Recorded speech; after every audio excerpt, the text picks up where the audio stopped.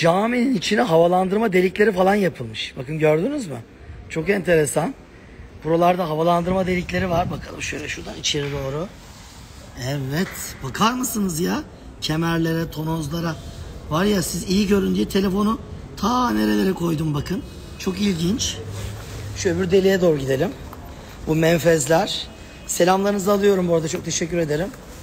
Bakın bu da bir başkası. Bak, dükkanlar gözüküyor burada, gördünüz mü? Nasıl enteresan. Rüstem Paşa bu ya. Enteresan bir adam. Tabii Rüstem Paşa'nın Eminönü Camisi dediğiniz zaman akla ne gelir? Çin'i gelir. Muhteşem Çin'i panolar gelir. Hakikaten çok güzel. Bakar mısınız?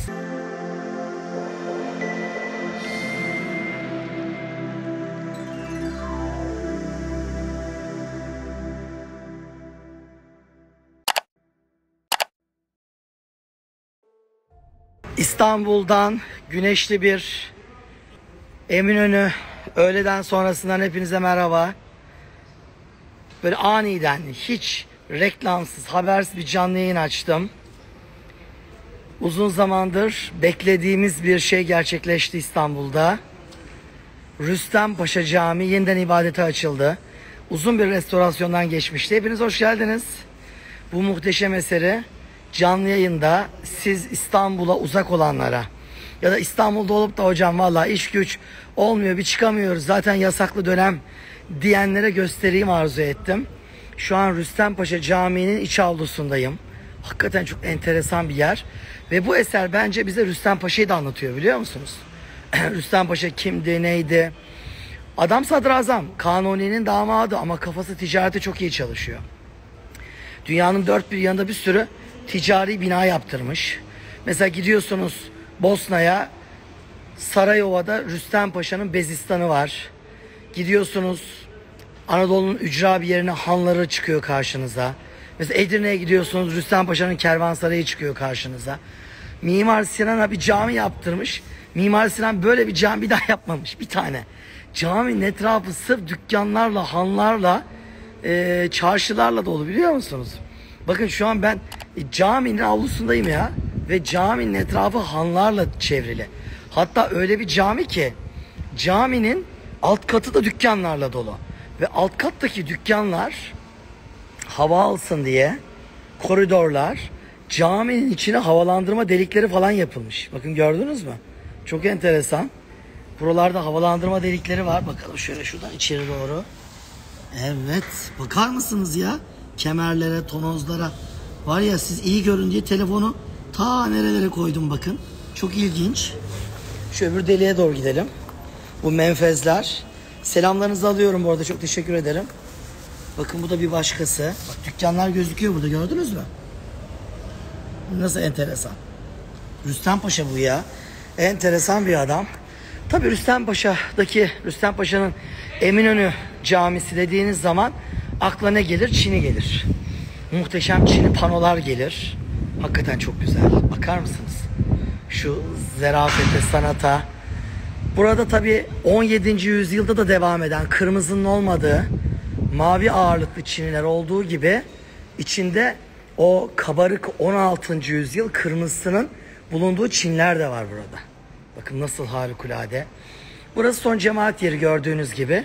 Ve son cemaat yerindeki Hatayiler ve bunların üzerindeki hançer yaprakları, aralarda bahar dalları, fevkalade.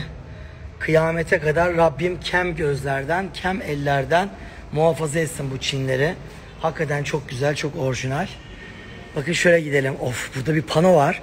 Kapının, yani iç avludan camiye giriş kapısının sağ ve solunda birer pano var. İnsana hayran kalıyor, çok güzel. Bakın şöyle yaklaşalım. Osmanlı işte bunu yapmış. Sanat budur. Sanat, Allah'ın yarattığı şeyi alıp direkt taklit etmek değildir. Onu stilize edeceksiniz ve onu kendi ruhunuzda, bünyenizde şekillendireceksiniz. Bakın mesela burada muhteşem bahar dalları var ve bu bahar dallarının arasında laleler var. Bakın şimdi normal tabiatta Allah'ın yarattığı lalede aynı dalda hem lale hem böyle papatya olur mu? Olmaz. Sanatçı ne yapmış? Bunu ortaya koymuş. Bakın bu bir özgünlüktür. Osmanlı'nın sanata bakışını gösterir. İstibdat yok. Bağnazlık yok. Baskı yok. Arkadaşım ben yaptım oldu diyor ya. Ben hayal ettim diyor. Ben öyle bir şey hayal ettim diyor. Aynı daldan hem lale çıksın diyor. Hem gül çıksın diyor. Hem papatya çıksın diyor. Kendince de ona yaprak uyduruyor. Normalde lalenin böyle yaprağı olur mu? Olmaz. İşte güzellik burada. Baskı ortamında sanat olmaz. Bir de dalları çıkarırken nasıl güzel yapmışlar. Şimdi burada mesela kocaman ağaçlaşmış bir bahar dalı var. Bakın koca koca 2 tane gövde yukarı doğru çıkıyor. Ve bu dallar yukarı çıkarken dalların dibindeki ayrı bir ağacın, ayrı bir bitkinin hançer yaprağını delip geçmiş. Görüyor musunuz bakın? Of, muhteşemlik budur işte. Resmen hançer yaprağını delip geçmiş. Normalde bu belki 1 yıllık bir bitkinin hançer yaprağı. Bu ise belki 20, 30, 50 sene burada kalacak bir kalın ağaç dalı. Normalde uzun yıl yaşayan bitkinin dalının 1 yıllık bitkiyi geçmesi mümkün mü? Değil. Ama işte yapmış adam. Gördüğünüz gibi. Bakın burada da bildiğiniz gül yaprakları konulmuş. Ne kadar güzel. Tasarıma bakın. Hiç böyle gül gördünüz mü ya? Gonca vaziyette gül yapılmış. Nasıl tatlı çıkarılmış. Sanat. Şu lalenin harikalığına bakın mesela. İnsan saatlerce durur burada. Tutmuş karanfil yapmış mesela. Bakın mesela burada karanfiller var. Ne kadar fevkalade. Karanfil. Bir de nar koymuş. Ama narı çiçek şeklinde stilize etmiş. Bakın bu gördüğünüz nar aslında yediğimiz nar ama tutmuş nar formunda bir çiçek ortaya koymuş. Bu da bir sanat. Bu da değişik bir şey. Bakın altta bir tane daha var. İznik Çini sanatında bu narların şimdi 3 boyutlarını yapıyorlar bu şekilde. Ortaya koyuyorlar. İnsan hakikaten hayran kalıyor. Ve bu güzellik karşısında bir de tabii bunlara böyle salkım bir takım böyle üzüm gibi ya da mor salkım gibi salkım bitkileri konuluyor. Bakın kenarlarında o salkımları da sarkıtmışlar. Hemen şurada görüyorsunuz. Birkaç tane var. Ama asıl sürprizimi daha söylemedim size. Asıl sürpriz burada. Şöyle gelelim. Hatırlıyor musunuz? Geçen bir de hiç yüz yüze bakmadık ya. Bir de yüz yüze bakalım. Şöyle bir birbirimize. Geçen Ayasofya'da, yeni değil bu, 3 hafta falan oluyor. Ayasofya Camii'nde Fatih Sultan Mehmet nerede namazını kılar diye bir video yayınlamıştım YouTube kanalımda. Belki hatırlarsınız. Onu anlatırken yani caminin mihrabına doğru sol kemerinin içinde padişahların o 1. Mahmud'un yaptırdığı Hünkâr Mahveli olmazdan önceki o kemer içinde namaz kıldığı yeri ve mihrabı göstermiştim. Bir de mihrabın sağ tarafında bir kemer daha vardı. O kemerin içerisinde burada da bakın namaz kılıyorlar. Namaz kıldıkları nereden belli? O kemerin içinde kıbleye bakan yerde Mescid-i Haram Çini panosu var demiştim. Yanına yaklaşmıştık. Kabe'nin olduğu kısımdaki kare maalesef çalınmıştı. Burada şükürler olsun asırlardır hala ayakta duran bir pano var. Hazır mıyız görmeye? Hadi görelim. Eminönü'nde Rüstem Paşa Külliyesi'ndeyiz. Rüstem Paşa'nın o Çinleriyle meşhur camisindeyiz. Son cemaat yerindeyiz. Yaklaşıyoruz. Yaklaşıyoruz. Yaklaşıyoruz ve işte tam karşınızda. İşte bu. Şu görmüş olduğunuz bakın Mescid-i Haram'ı görüyorsunuz. Tek karo. Bildiğiniz bakın tek karodan oluşuyor. Bakın burada bir tane görüyorsunuz. Bu hançer yapraklı. Şu gördüğünüz Çin'in aynısı Eyüp Sultan Hazretleri'nin türbesinin avluya o büyük çınar ağacına bakan yüzünde de vardır bunlar. Ve işte bakın burada görüyorsunuz. Yani sırf şu bir karışlık Çin'den size burada 1 saat 2 saat Kabe konferansı verebilirim biliyor musunuz? Bakın Kabe'yi görüyoruz. Kabe'nin dar tavaf alanını görüyoruz. Sonra minberi görüyoruz. Bakın şurada minber var. Hemen burada zemzem çeşmeleri var. Hatta bu çeşmelerden bir tanesi kapalıdır böyle sebil formundadır. Hemen şurada bakın. 1. Abdülhamit yaptırmıştır. Kitabeleri bugün hala Mekke Müzesi'nde duruyor. Avluda tarihten beri olan makamlar var. Bakın bir takım makam binaları. Bunlar tabii sonra kaldırılıyor. Kenarlarında farklı asırlara ait minareler var. Çok güzel değil mi? Ben de bayılıyorum buna. Osmanlı'da sonradan adet olmuş bu. Kıbleye bakan yöne bu Kabe formlarını koyma adeti gelmiş. Ben mesela bunu çok beğenmiştim. bunun birebir aynısından birçok camimizde varmış. Bunları çalıp çalıp Avrupalılara satmışlar. Bizim içimizdeki maalesef çirkin ruhlular. Ve bugün İngiltere'de Victoria Albert Müzesi'nde ya da British Museum'da, Fransa'da Louvre Müzesi'nde, Danimarka'da Kopenhag'da David Sandvik Müzesi'nde, Amerika'da Metropolitan'da bile bunlardan kaç tane var biliyor musunuz? Çalmış satmışlar. Yazıklar olsun yani. Hakikaten. Ben de onlardan fotoğraf alıp İznik'teki bizim Çin ustalarımıza söylemiştim. Ya bana aynısından yapar mısınız diye. Yaparız hocam dediler. Aynısından bunu bana yaptılar. Benim evimde var bunlardan. Hatta büyüğünü yaptırdım, küçüğünü yaptırdım. Hatta bu boyda bir sürü yaptırdım. Evlere gezmeye gidiyoruz. İşte birinin çocuğu oluyor. Biri yeni eve geçiyor. Bir şeyler oluyor. İşte ev hediyesiyle gitmek gerekiyor. Ben de bunun üzerine, kimse yok burada şu an, şöyle bir ağzımı açayım azıcık. Ondan sonra ben de tabii hanım sıkıştırıyor. Hadi bak bir ev hediyesi almamız lazım. Ayıp oluyor falan filan. Ben de bunlardan yaptırdım. Bir süredir böyle gezmeye falan gittiğimizde hediye olarak bunları götürüyor. Ya bir makbule geçiyor. Bir makbule geçiyor. Şaşırırsınız. O kadar güzel. Hatta gezikitap.com'a da koydum bunlardan birkaç tane. Reklam oldu kusura bakmayın ama Gezikitap sitesinde var. Caminin içine girmeyecek miyiz diye soranlar vardır. Girelim ama iyi çekmez herhalde telefon ya. Çektiği kadar olsun görelim diyorsanız hadi buyurun girelim caminin içerisine. Ve bir de camimizi sizinle beraber görmeye çalışalım. Tabii içeride o Çinler paha biçilmez. Burada size uzun uzun Rüstem Paşa'yı da anlatmak isterdim ama ona vaktimiz yok. Daha önce Şehzade Camii'nin bahçesinde yatıyor Rüstem Paşa.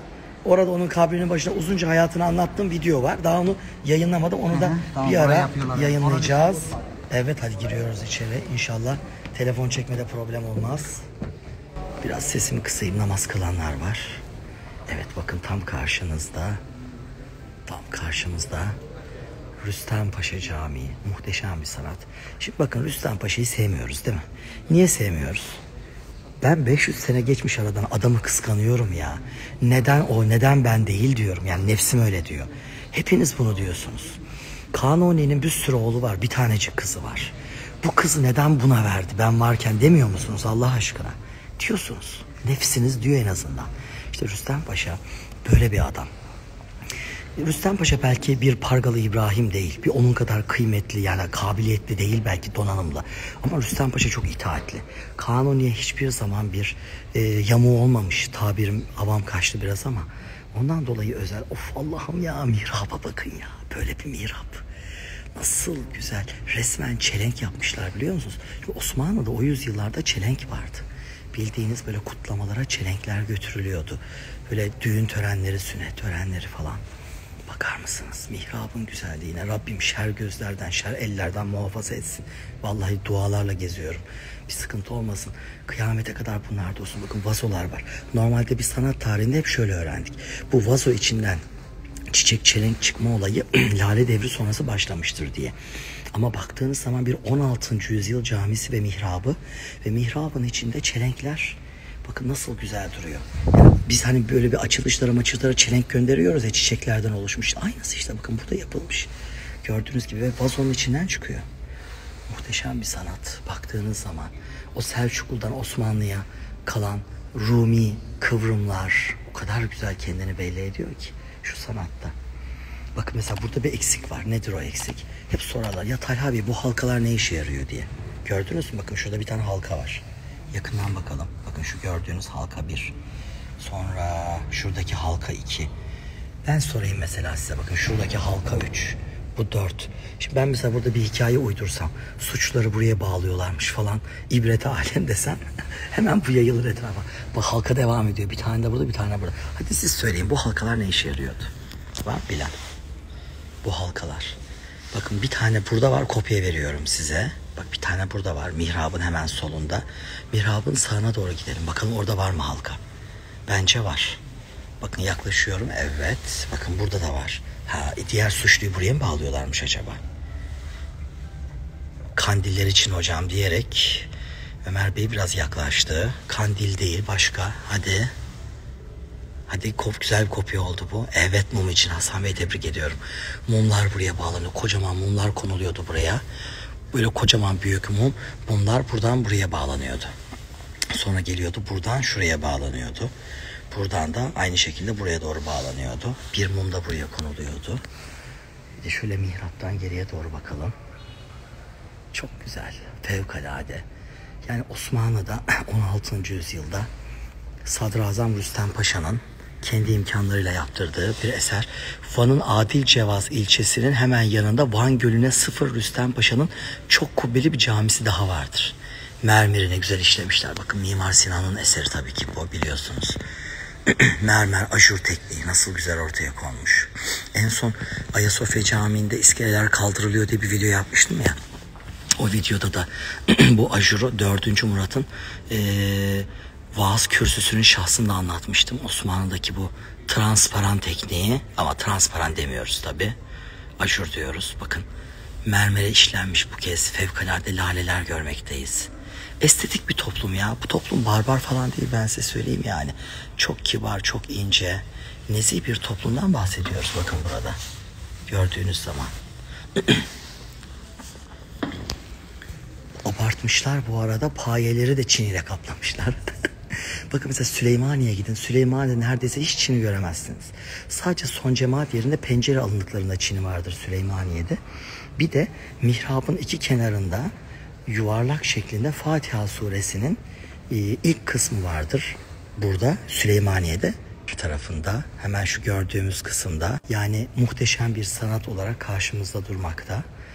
Burada ise çini her yerde. Neden? Bu bir tasarruf. Rüstem Paşa böyle istemiş yani. Bunu başka bir şeyle izah edemezsiniz. Rüstem Paşa demiş ki ya ben bir cami yaptıracağım. Rüstem Paşa'nın bir sürü camisi var. Ama bir tanesi bu demiş, her yeri çini olsun demiş. Böyle istemiş. Açık konuşayım, bugün yani Cumhuriyet Türkiye'sinde böyle Kütahya'ya hemen bir tanıdık bulup alo cami yaptırıyoruz, çinleri getirin falan. Ben o tarz camileri sevmiyorum. O tarz camileri çok beğenmiyorum. Neden? Mutfak bankosu gibi ya. Yani hep böyle bir elden çıkmış, tasarımı birbirine benzeyen. Adam hemen kataloğu koyuyor önünüze. Hangisini istiyorsun? Bu seç bir tanesini. Böyle olmaz yani. Böyle güzel değil. Olması için ne olması gerekiyor? Özgünlük olması gerekiyor. Sıra dışı diyeceksiniz ya Talha Bey öyle oldu mu parası artıyor, ama haklısınız. Ama nihayetinde yaptığımız bir eser. Yani benim mahallemin camisi başka camiye benzemesin ya. Hani bir yeri farklı olsun. Mihrabın ortasında mesela ne olsun? Şöyle çevireyim. Kabe olsun. Az önceki pano mesela çoğunda konulur. Ne bileyim minberi biraz değişik olsun. Külahı klasik Osmanlı olmasın mesela. Memlüklü olsun. Selçuklu olsun. Eyyubi olsun. Yapabilirsiniz. Çok var böyle örnekler. Bu arada unutmadan bu pazar günü tarih atölyesi yapıyoruz. Saat 14'te gezikitap.com'dan lütfen kaydınızı yaptırın. Önümüzdeki haftadan itibaren yine bu yasaklar olduğu için pazar günleri olacak tarih atölyemiz. Ve tarih atölyesinde bu son 4 tarih atölyemizde konulardan biri Suriye olacak. Biri mabet medeniyeti olacak. Size İslam'ın ilk camisi Kuba'dan ta ki Osmanlı'nın Süleymaniye'sine kadar onlarca medeniyet ve caminin özelliklerini anlatacağım. Lütfen o programı da kaçırmayın. Tam bir sanat tarihi ve dünya gezisi şöleni olacak o. Müthiş. Çinlerle alakalı bu gezimizi artık yavaş yavaş bitirelim. Rüstem Paşa'nın bu camisini görüp bu Çinleri gördükten sonra Kadırga Sokullu'ya gidin. O da full Çinidir mesela. O da çok özeldir. Onu bir görün. Kösem Sultan'ın mesela Üsküdar Camisi'ne bir gidin. Kösem Sultan'ın Üsküdar Camisi'nin minberinin alnı da Çinidir. Kadırga Sokullu'nun minberinin alnı da Çinidir. Yani minber külahı Çini olan cami çok azdır. Bunlar mesela onlardandır. Bu anlamda da çok enteresan örnekler. Camideki mesela mahfilleri de bir konuşalım.